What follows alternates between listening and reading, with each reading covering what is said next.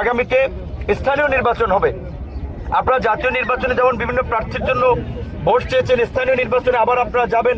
তো এখন জাতীয় নির্বাচনে আপনাদের দল থেকে কেউ এমপি হয়েছে, মন্ত্রী হয়েছে, এবং আপনাদের স্বভাব চরিত্র যদি পরিবর্তন হয়, স্থানীয় নির্বাচনে কিন্তু মানুষ আবার সেটা একটা জবাব দেবে।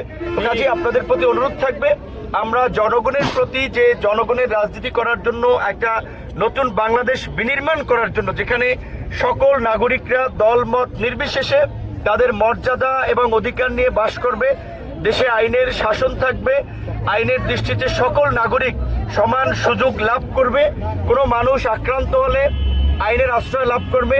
সরকারের যে সামাজিক সুরক্ষামূলক কার্যক্রম, এই যে ঈদের আগে বিজেপি দেওয়া হবে, বয়স্ক ভাতা দেওয়া হয়, বিভিন্ন ধরনের সহযোগিতা, এগুলো আপনারা প্রশাসনকে সহযোগিতা করবেন যেন প্রকৃত ভুক্তভোগী মানুষ পায়। দেখা যায় প্রতিবন্ধী ভাতা নেয় ভালো মানুষ, এইগুলো যেন না পায়। এখন অন্তত আপনারা ইউনোকে, ডিসিকে কমপ্লেন দেবেন যে এই লোকটা ভালো, এই লোকটা সচ্ছল, সেই সহযোগিতা পাওয়ার যোগ্য না, তার এটা বিবেচনা করেন। এবং এই সরকারের যে, আমরা যেহেতু সরকারের সাথে আছি, কাজেই সরকারের চিন্তা ভাবনা হচ্ছে মানুষের জন্য কাজ করে, মানুষের মন জয় করা, মানুষের সমর্থন ধরে রাখা।